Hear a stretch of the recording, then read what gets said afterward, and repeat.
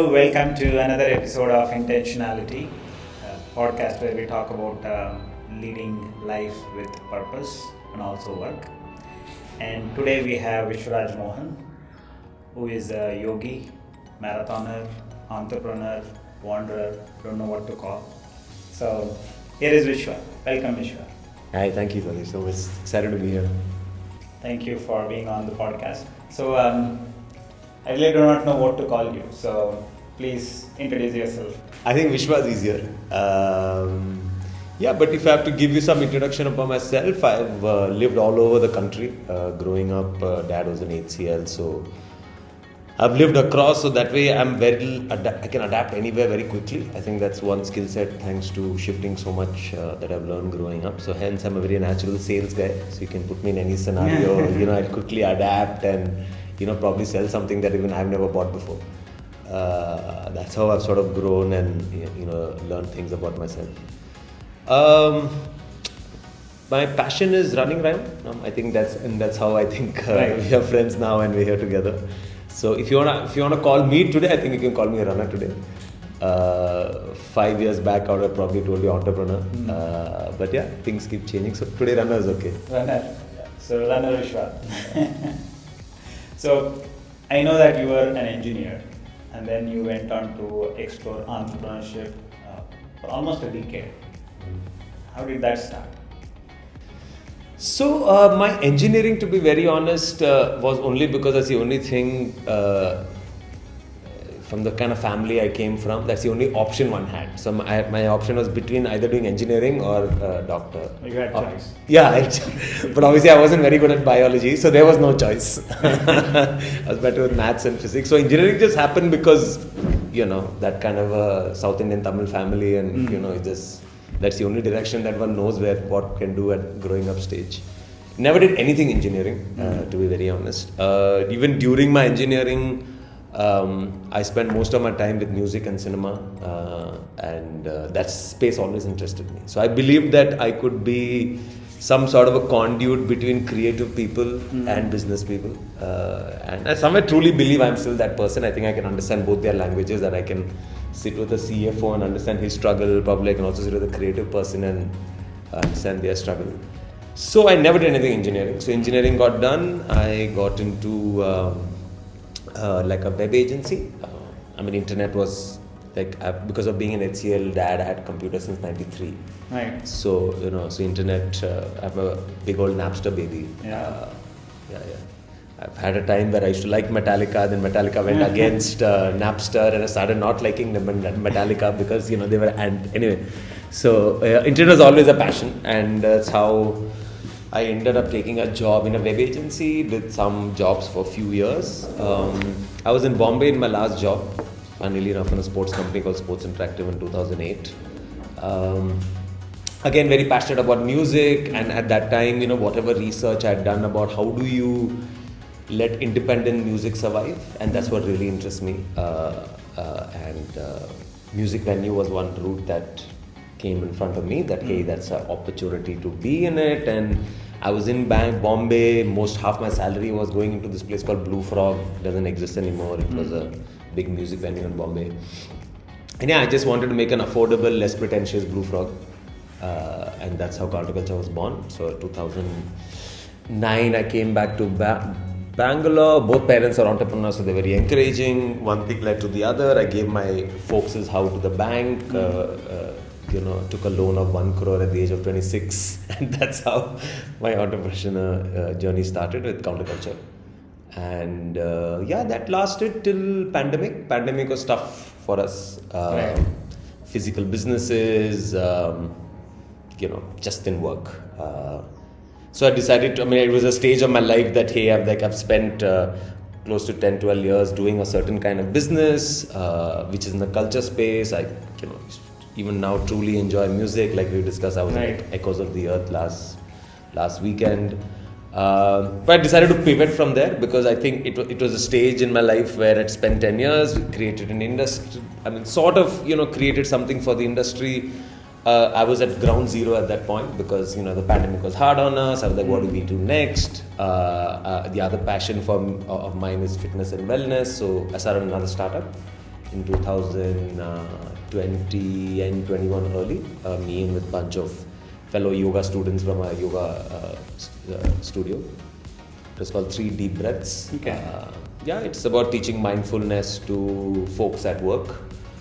Not just work, meaning just the IT white collar folks, but we also work with Swiggy riders and things like that, like how we bring mindfulness to everyday work life. Right. That, so anyway, that happened, and then one thing led to the other. I decided to take up a job sometime last year. I turned 40, so I was like, hey, now what do, I've built companies to a certain level, I've maybe done little impact on the culture space. What do we do next? I was like, how do I learn? What does it take to run a 5,000 crore company? Right, the chaoses are different. Never worked in a company beyond 50 people in my life. So I was like, hey, it's a new chapter of life. Should I learn new things? And one thing led to the other, and got Decathlon, and I'm here. Fantastic. But the entrepreneur spirit still, in fact, the project within Decathlon is almost like a startup.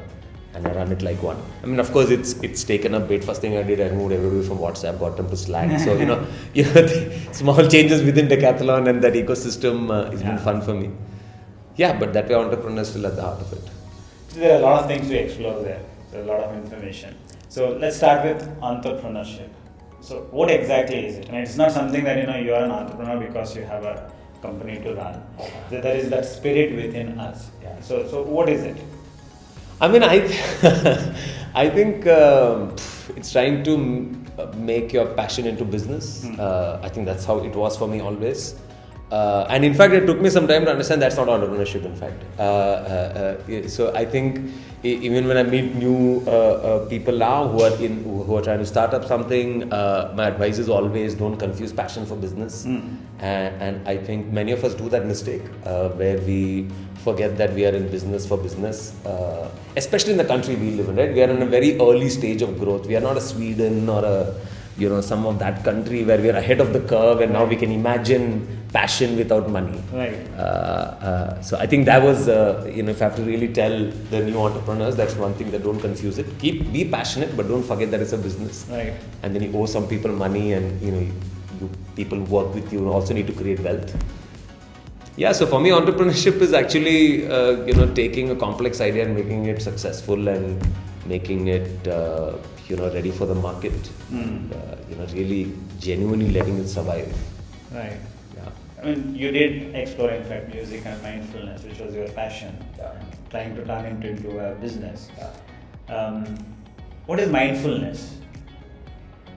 We should discuss.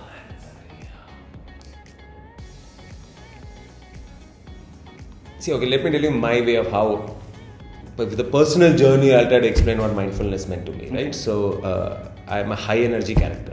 Okay, I don't even need coffee. Sometimes I know why I drink coffee. It's just I don't doubt that. Yeah, but so I'm a high energy person. So which comes with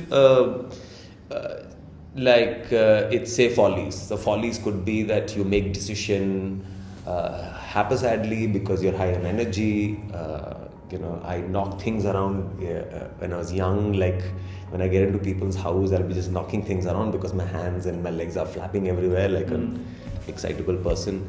So for me, mindfulness, if I have to tell you, was how it helped. What really I have understood of mindfulness for my own self is this calmingness in me.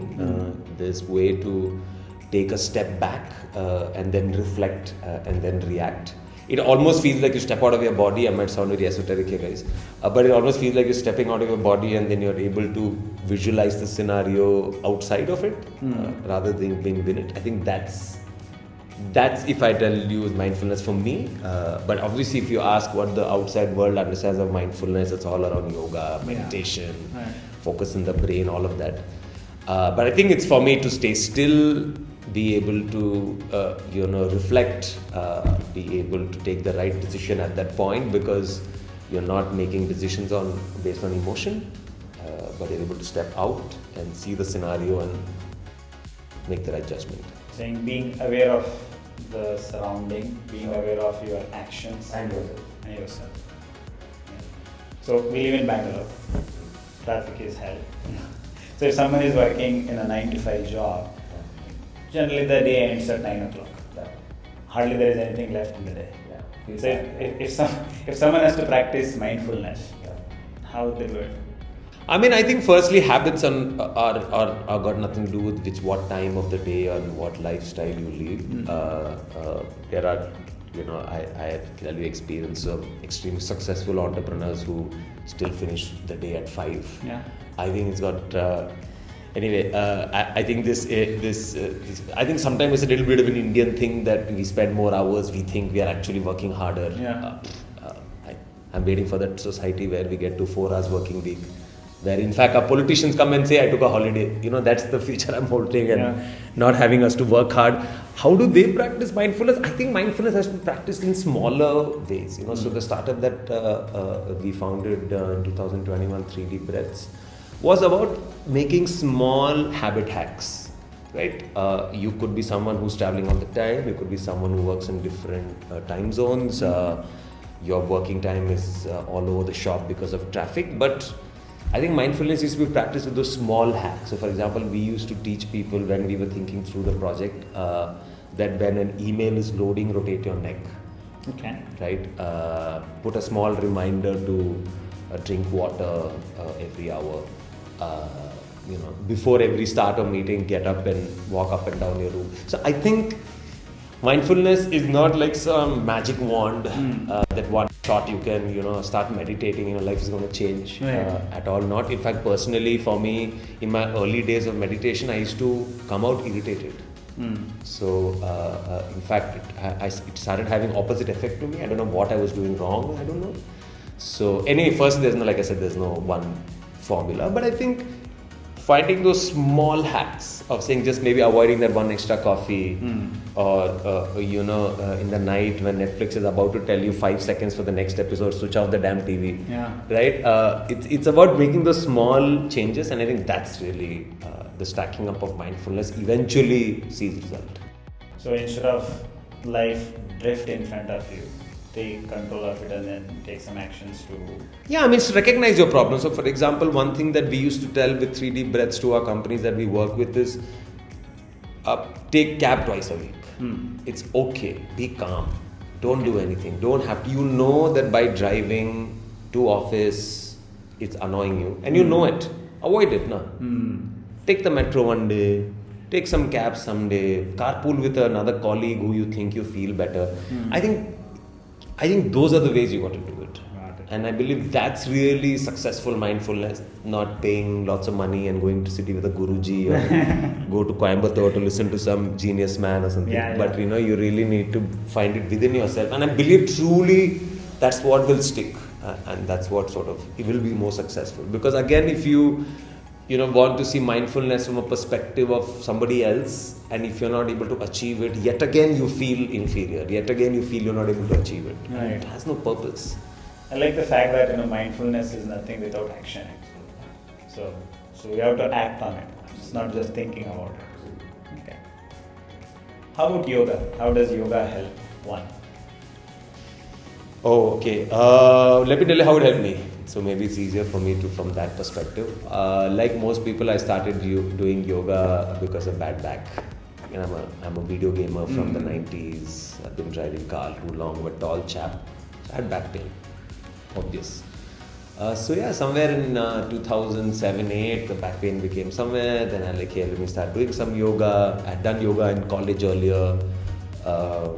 And then 2008-9, just before the entrepreneur's journey is about to kick in, and all my reading did point out to lack of sleep, stress, all of that comes with entrepreneurship. It's very interesting, right? When you get into that reading, I think they were the first thing they tell you that, hey, be careful with that, right? Because you'll go so deep into it, you don't care for your body. I didn't want to do that for sure. So very early I started practicing and practiced it myself really. 2008-9 I started, went to some class. Some lady in that corner was teaching us with 50 people, no instruction. I'm like, I might as well do it on an app. So I stopped going to class. I got some Singapore app with a very funny accent, I remember. And I started learning myself. Met some friends.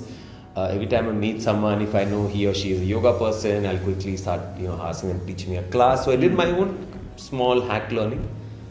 in about few years, I managed to do headstand by myself without having to go to a class. So I realized that I'm getting better. And then I moved into the Iyengar journey. But how did it help me? Of course, like for example, people. Have you practiced yoga? A bit of restorative yoga. Shavasana? No. Okay. Shavasana is the last thing we do. Okay, so when the whole class is over, you go into Shavasana mode. Right. You go, right. And everybody thoroughly enjoys it. Clearly, because it's. In fact, a lot of people start sleeping and all that during Shavasana in the end of the class. But really, why Shavasana is there not to sort of calm you down, but it's actually teaching you to stay still. So the design of it is not to sort of, it's not a resting thing it's not a thing for you to do because you did such a workout, you need to calm down. Of course, it has that effect. Yeah. But the real purpose is learning to stay still. But how can you stay still with no movement of your tiniest tips or your, it's quite a tough thing in the society we live in today. So those are the things that yoga taught me, right? I mean, it taught me to be at that moment and make that decision in entrepreneurship or whatever, right? You have 50 decisions to take in as a CEO now. Right. Are you taking the right decisions? Are you thinking through the cascading effect that would come over time? And I think largely yoga helped me there. It helped me stay calm. I think if I wasn't a yoga practitioner, the pandemic, I would have, hit the depression wall like many people, right? I mean, I had a 70 people team, I had 4 venues, I was seeing things collapse, just crazy. Like everything around me was just breaking apart literally.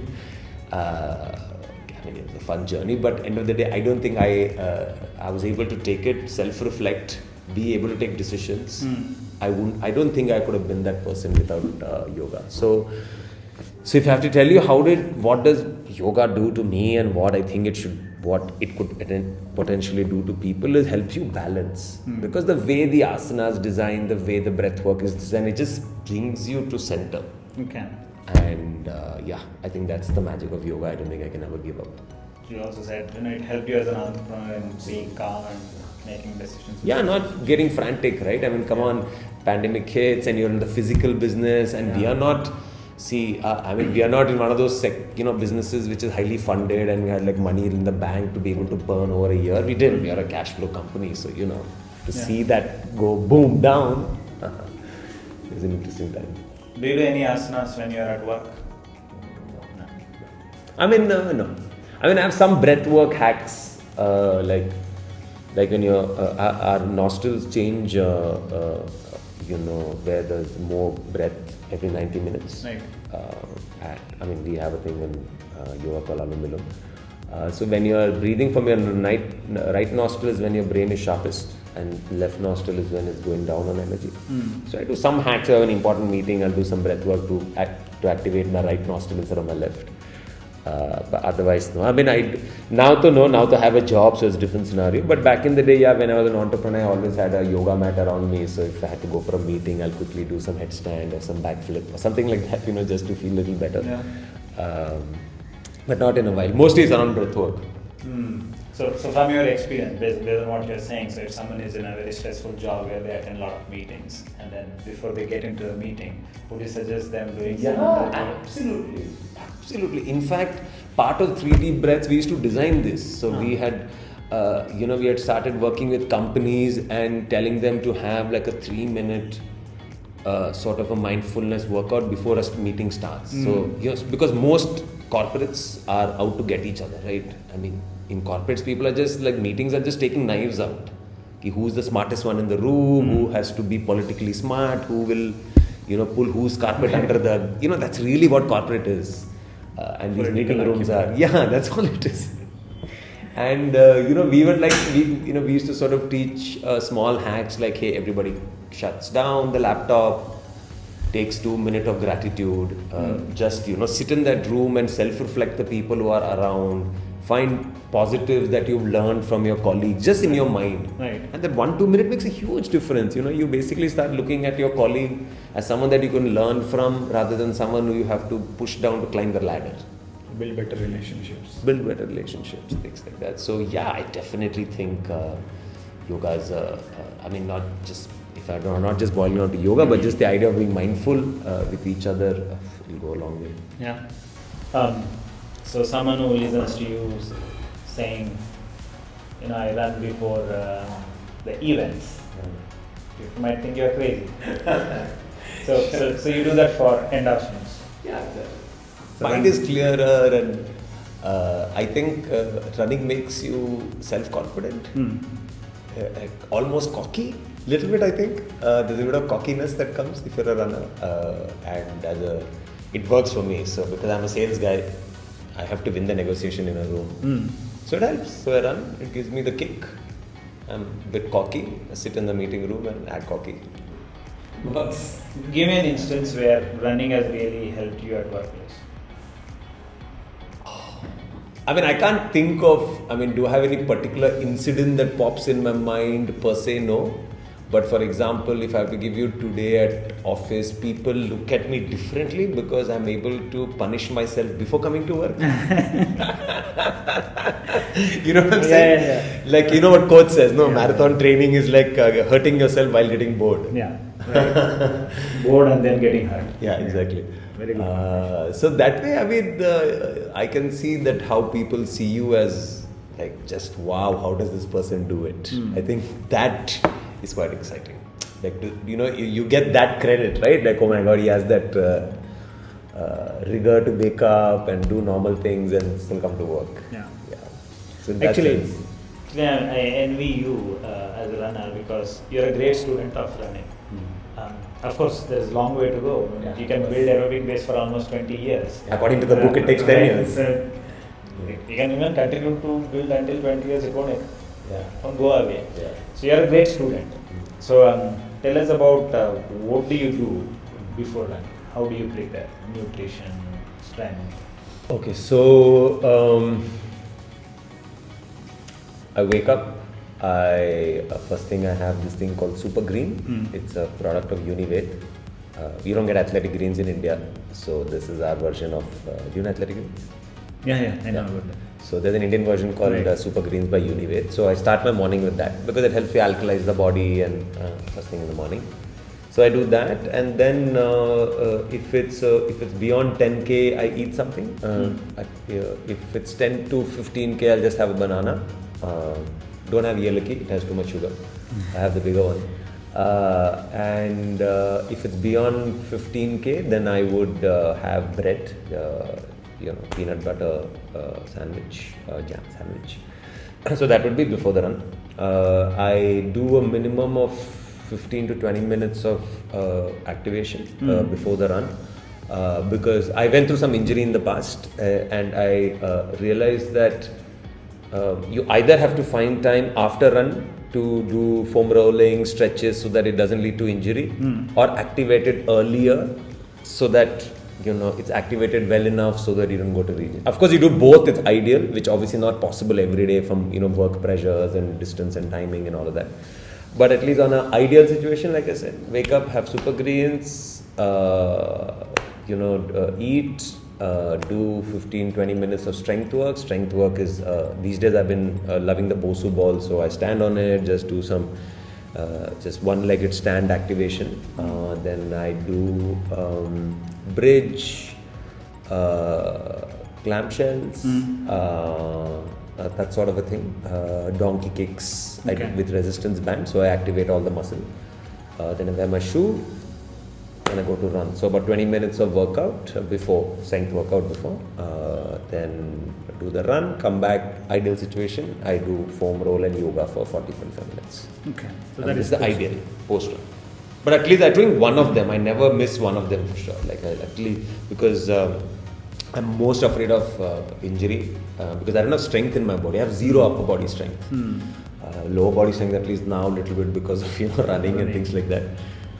The first time I had an injury, I went to physiotherapist. The physiotherapist said, don't do anything for 4 months, just do strength building, then go back to running. Because I had no muscle, like my squat and all, even 5 kg will feel high for me, I think. So because of that, I've been very, very disciplined with not wanting to get injured. Because really, I told coach also, if I get one big injury, I'll stop running. I can't do it anymore. Yeah. It's too painful to go through that process. So yeah, that's my before and after run. Yeah. So you have also said somewhere that yoga inversions help in recovering better from running. So talk to us about that. So I mean, this is honestly my theory. I have not found anything per se to validate this, at least from a reading point of view. But see, for me, yoga has helped. And like the reason, I mean, I did my first half and I did it in 1 hour 45 minutes in Bangalore, and I realized something is working in me, right? And then when I got to the depth of it, instead of trying to be cocky so as to why my body is responding, I realized there are 3 factors that yoga taught me, or rather strengthened my system to be a better runner. One is, of course, my breath.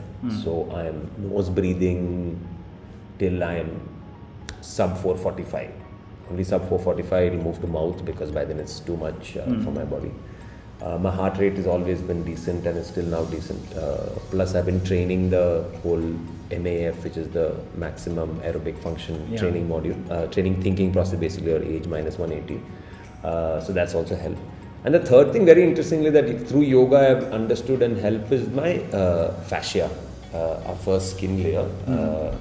I mean, if you've not gone to the depth of it, and I would advise people to read and learn. In fact, as much as we think that the thumb and the brain is why humans are humans, I think fascia is a huge part of that humanness as to why we are so different from the rest of the mammals on earth. Fascia. So, I mean, these things already helped me with yoga. So, over time, I've been saying what more to try to do to get better. Okay, so whenever I've tried inversion before, inversion basically in yoga means when your brain is under the heart from a gravity point of view. So even a downward dog is an inversion technically. So whenever I've done say a headstand before a run, no, my heart rate goes crazy. Goes high? Yeah. Like I think the blood flow has changed. I don't know what happens, and God, it's uncontrollable. Okay. So I've stopped doing it before the runs. These are just my experiments. But I do after run, and after run basically so I do very restorative sort of inversions, not using my own body because it's already tired by then. It just helps the blood flow down. Of course, it hurts a lot. The interesting thing is that when you do the inversion after run, no, your legs are dying of pain. Because firstly it's in pain, and then now they're withdrawing all the blood out of it. Right. It kind of starts to pain more. But I don't know. I mean, interestingly, it helps me. Like it helps me recover better. My slide, those 3 hours post run, you have some points in your legs that has some stress, right? At least it reduces that. Okay. So that way it's been helping me. But otherwise, I do inversions for my heart reason, and things like just reverse blood flow. Do you do that after every run? No.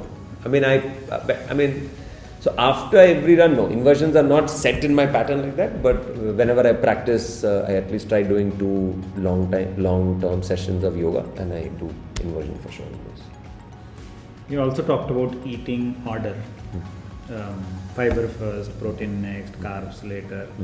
So what's the theory behind it? It's really a theory that firstly coach told me. Coach told me that eating like that, it helps. Then I looked up and read a lot about it, because that's on the last 2 years I've just become nerd about this, right? So whatever, every audiobook or podcast or book I find around this subject. In fact, I've just started reading about, it's a very famous book called Why We Sleep, and I've just started that now, just to understand that whole, because sleep is another big part of our game, right? So nutrition thing, of course, coach said it first, and if one thing about me is I like efficiency. I mean, it's a little bit of maybe I loosely use the word most of the time, to be very honest. But how do I stay sharp and efficient in my brain, right? That's what. I'm anyway vegetarian, so and I'm not a fan of food. So when the time comes where there'll be one box with every nutrition I just have to drink and get done, I'll be the first subscriber. Okay, whichever startup, please, if you're doing it, contact me.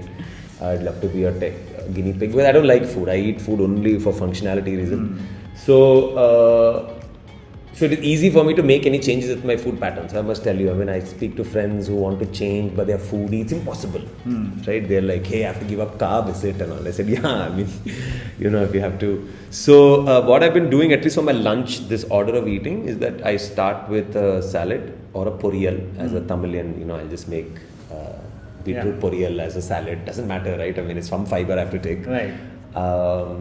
Then I do like some paneer or a dal or something, and then finally I eat a little bit quinoa. And I'll tell you how it's been helping me, if I have to give it in my very layman way, or how I've seen it help for me, is I think that when you put carb first thing into your body, your digestive juices are attacking it and takes in all the sugars of the carb and makes you slow. Right. And I think the way, at least this is my imagination of what it is doing, that because I'm stacking it up differently, I'm stacking the fiber first, then protein, and then fat, and then carb. So I think by the time the digestive juices come to the carb, and this is very my unscientific explanation, I think by the time the digestive juices come to the carb, you don't feel that sleepiness, and also you eat less. I'm telling you, like, I take 4 kuti dabbas to kuti means 4 small boxes to office, and I first eat the poriyal or some salad, and then I'll eat. And then by the time I cut to the carb, I eat so much only. And this is after me, I'd run 15 kilometers that morning, which means I'll be starving. Right? Because by 12:15 I get hungry. It's really helping. It's helping me stay so sharp. And when you think about the way humanity has been eating, I mean, I guess the times are different, right? Like back in the day, they were supposed to eat like that and sleep in the afternoon. Yeah. Right? So it was okay to eat rice like that. Right. But maybe not in the times we live in today. So that way I feel that's really helped me. It helps me stay focused and sharp. But I do undereat very badly. I speaking to some friends in the space, and they were doing some small calculation. I undereat. I need to eat more actually. I need to eat more carb. Especially runners. Yeah, especially runners, carb loading, like, so night I force myself to eat extra. But mornings is just muesli and fruit, so there's no carb. Then lunch also I'm eating only so much carb. So that's a bit of a problem which I need to relook at. People are warning me that if my calorie deficit continues like that, it'll not help me eventually. It'll affect internal body, organs and things like that. Right. Because it's eating out of reserves, no? Yeah, absolutely. Yeah, so it's We not a need to good live thing. on carbs, especially. So I don't know, I have to do something about it because, idli is my favorite food. I've stopped eating idlis, man. Can you believe it this whole year? Because I realized that by avoiding idli, I'm feeling fresher. You know that you eat idli in the morning, that 10:30, 11, you get that little bit of sleep, right? Yeah. That's completely disappeared in my life. Carbs can make you lethargic. Yeah.